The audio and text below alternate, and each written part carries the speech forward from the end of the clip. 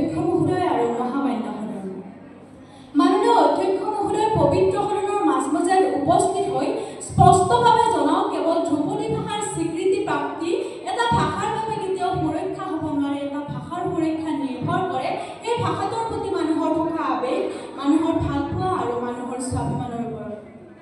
মাননীয় অধ্যক্ষ মহোদয়, আজিৰ সদনত উত্থাপিত এই বিধেয়কখনৰ জৰিয়তে সন্মানীয় চৰকাৰী পক্ষৰ সদস্যসকলে কোনো বাস্তৱিক যুক্তি অবিহনে কেৱল আৰু কেৱল মাত্ৰ ধ্ৰুপদী ভাষাৰ স্বীকৃতি প্ৰদান কৰি অসমীয়া ভাষা সুৰক্ষিত কৰিব বুলি উল্লেখ কৰি অসমীয়া জনসাধাৰণক আৱেগত মতলীয়া কৰাৰ যি প্ৰচেষ্টা, যি পৰিকল্পনা, সেয়া মৰ্মে মৰ্মে অনুভৱ কৰিব পাৰিছোঁ বাবে তীব্ৰভাৱে বিৰোধিতা জনাইছোঁ। আজি পবিত্ৰ সদনত উত্থাপিত এখন অপ্ৰাসংগিক আৰু অবাস্তৱিক বিধেয়কৰ লগতে গ্ৰহণ কৰিছোঁ সন্মানীয় বিৰোধী পক্ষৰ এখন।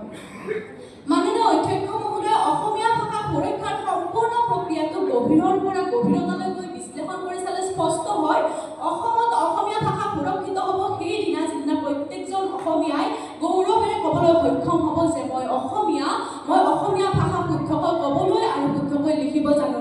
মাননীয় অধ্যক্ষ মহোদয়, অসমীয়া ভাষা সুৰক্ষিত হ'ব সেইদিনা যিদিনা অসমীয়া অভিভাৱকসকলে আমাৰ সভাই অসমীয়া ক'ব নাজানে বুলি গৌৰৱ কৰাৰ বিপৰীতে মই মোৰ সন্তানক অসমীয়া শিকাবলৈ সক্ষম হৈছোঁ বুলি গৌৰৱ কৰিবলৈ লয়। মাননীয় অধ্যক্ষ মহোদয়, অসমীয়া ভাষা সুৰক্ষিত হ'ব সেইদিনা যিদিনা অসমীয়া যুৱক যুৱতী I am not comfortable in Assamese, can you please use English or Hindi for communication বুলি কোৱাৰ বিপৰীতে অসমীয়া ভাষা ব্যৱহাৰৰ প্ৰতি আগ্ৰহী হৈ পৰে। কিন্তু মাননীয় অধ্যক্ষ মহোদয়, আমাৰ বাবে দুখৰ বিষয়, আমাৰ অসমবাসীৰ বাবে দুখৰ বিষয়, 2011 চনৰ লোকপিয়লৰ তথ্য অনুসৰি অসমত মাত্ৰ 48% অসমীয়াই অসমীয়া ভাষা ব্যৱহাৰ কৰি আছে। অৰ্থাৎ মাননীয় অধ্যক্ষ মহোদয়, অসমৰ প্ৰায় আধাতকৈ বেছি জনসাধাৰণে কিন্তু অসমত থাকিও অন্য ভাষা ব্যৱহাৰৰ ওপৰত অধিক গুৰুত্ব প্ৰদান কৰে।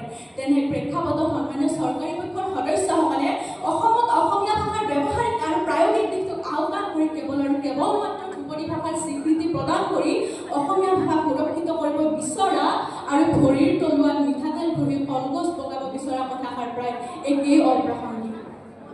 মাননীয় অধ্যক্ষ মহোদয়, নিজৰ মাজতে অসমীয়া ভাষাক এলাগী কৰা সন্মানীয় চৰকাৰী পক্ষৰ ইংৰাজী প্ৰেমী সদস্যসকলে উল্লেখ কৰিছে, অসমীয়া ভাষা ধ্ৰুপদী ভাষা স্বীকৃতি প্ৰাপ্তিৰ পিছত হেনো কেন্দ্ৰীয় চৰকাৰৰ আওতালৈ যাব, কেন্দ্ৰীয় বিশ্ববিদ্যালয়ত অসমীয়া ভাষাৰ পাঠ্যক্ৰম অন্তৰ্ভুক্ত হ'ব। কিন্তু মাননীয় অধ্যক্ষ মহোদয়, যদি নিজৰ ঘৰৰ মজিয়াতে অসমীয়া ভাষাক স্থান দিব পৰা নাই, যদি নিজৰ সমাজখনতে অসমীয়া ভাষাৰ স্থিতি শক্তিশালী কৰি ৰাখিব পৰা নাই, তেনে ক্ষেত্ৰত কেন্দ্ৰীয় চৰকাৰে আহি অসমীয়া ভাষা সুৰক্ষিত কৰিব আৰু কেন্দ্ৰীয় বিশ্ববিদ্যালয়ত অসমীয়া ভাষা জিলিকি থাকিব বুলি সপোন দেখাৰ অধিকাৰ সন্মানীয় চৰকাৰী পক্ষৰ সদস্যসকলৰ নাই। আৰু মাননীয় অধ্যক্ষ মহোদয়, সন্মানীয় চৰকাৰী পক্ষৰ সদস্যসকলে অসমীয়া ভাষা সুৰক্ষাৰ বাবে প্ৰয়োজনীয় দিশসমূহ বিশ্লেষণ নকৰি কেৱল অসমীয়া ভাষাই পোৱা এটা স্বীকৃতি আৰু সমগ্ৰ অসমীয়া ভাষাটোৰ সুৰক্ষা, এই দুয়োটা শব্দ একগোট কৰিছে, মাছৰ তেলত চয়াবিন ভাজিব বিচাৰিছে, সেই কথা স্পষ্ট হৈ পৰিছে। আৰু সেয়েহে উল্লেখিত বিধেয়কখন বিৰোধিতা কৰি বিৰোধী পক্ষৰ আসন গ্ৰহণ কৰিছোঁ।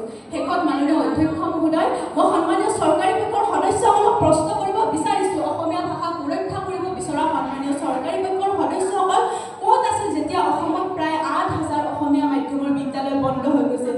মাননীয় অধ্যক্ষ মহোদয়, প্ৰশ্ন উত্থাপন হয়, অসমত সন্মানীয় চৰকাৰী পক্ষৰ সদস্যসকলৰ দৰে ভাষাপ্ৰেমী লোকসকল থাকোঁতে কেনেদৰে APSC পৰীক্ষাৰ পৰা অসমীয়া প্ৰশ্নকাকত উঠাই দিয়াৰ খবৰ শুনিবলৈ পাওঁ। আশা কৰোঁ সন্মানীয় চৰকাৰী পক্ষৰ সদস্যসকলে মোৰ এই প্ৰশ্নসমূহৰ স্পষ্ট উত্তৰ সদনৰ মাজমজিয়াত প্ৰকাশ কৰিব, আৰু যদি প্ৰকাশ কৰিব নোৱাৰে তেন্তে তেওঁলোকৰ দ্বাৰা উত্থাপিত বিধেয়কখন নস্যাৎ কৰি আমাৰ লগত মিলিত হৈ এখন প্ৰাসংগিক আৰু সময় উপযোগী বিধেয়ক উত্থাপন কৰক।